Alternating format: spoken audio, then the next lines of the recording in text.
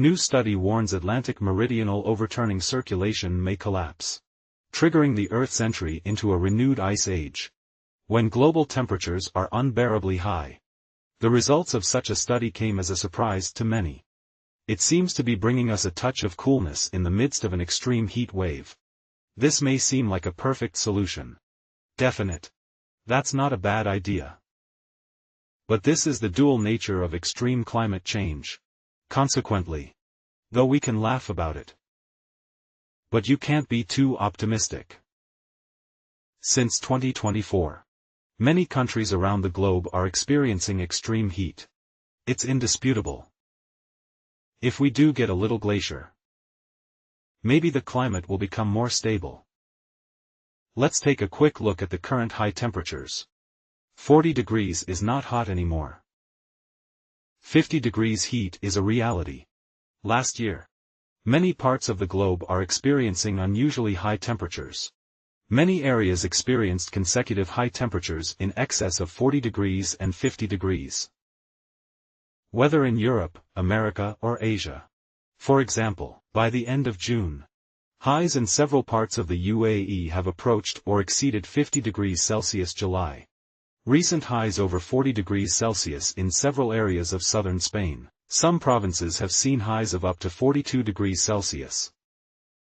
By August, China, Zhejiang, Shanghai, and other places also experienced sustained high temperatures above 40 degrees.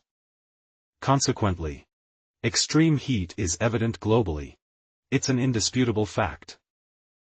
But what exactly is the cause of this? All in all, extreme climate change is a complex process. It is affected by both natural climatic factors and human activities. Natural climatic factors are likely to include primarily the development of the El Niño phenomenon. The human factor, on the other hand, is largely a matter of global warming. Global warming leads to increasing climate extremes. And while the 2024 El Niño ended in May of this year, but its effects continue to be felt. Furthermore, after the end of the El Niño phenomenon, the development of La Niña is also increasing, further exacerbating climate variability. Consequently, whether it's 40 degrees or 50 degrees, all are complex manifestations of climate change. From a 50 degrees viewpoint, 40 degrees is no longer extreme. It's the 50 degrees that really shows how severe the heat can be. Nevertheless, global warming is undoubtedly the root cause. That's a fact that can't be disputed. In a speech at United Nations headquarters in New York, United Nations Secretary-General Guterres stated that, to save lives and mitigate the effects of extreme heat, global action is needed in 4 key areas: ending dependence on fossil fuels, climate inaction, caring for the most vulnerable, strengthening the protection of workers in extreme heat environments, while using data and science to significantly enhance economic and social resilience.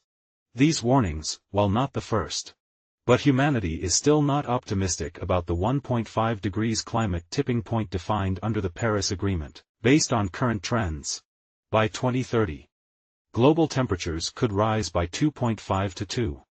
Problems such as extreme heat and rainfall will then be further exacerbated. Significant impact on human society.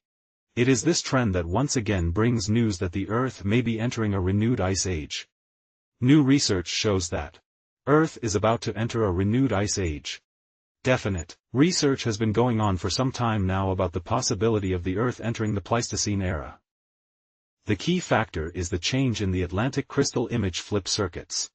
It's a very important part of the Earth system. The Atlantic meridional overturning circulation and a key component of the oceanic thermohaline circulation.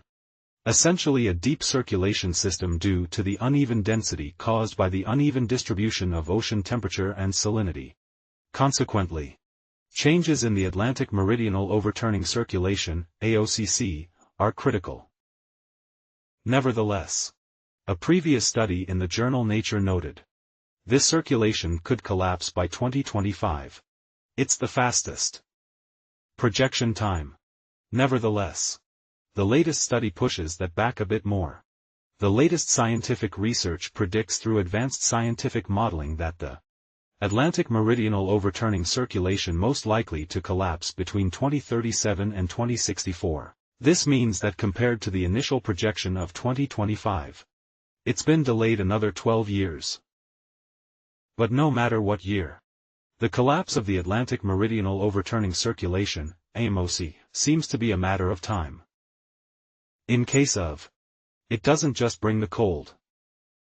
It will also have catastrophic consequences for the global climate. Consequently, this suggests that there is no such thing as an absolute good or bad possibility for the two extremes of climate change. In case of, the impact will be huge. Although the study was published by several leading journals.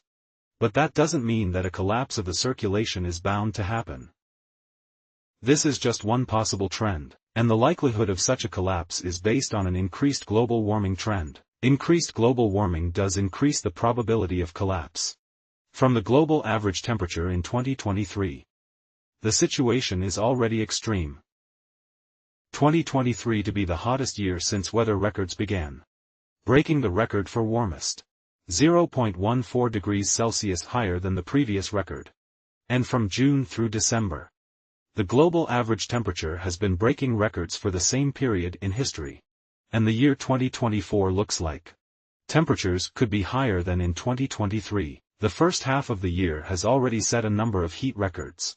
So 2024 could be another all-time hottest year. Consequently, as temperatures continue to rise year after year, the coming of the period of renewal and peace may indeed become a reality.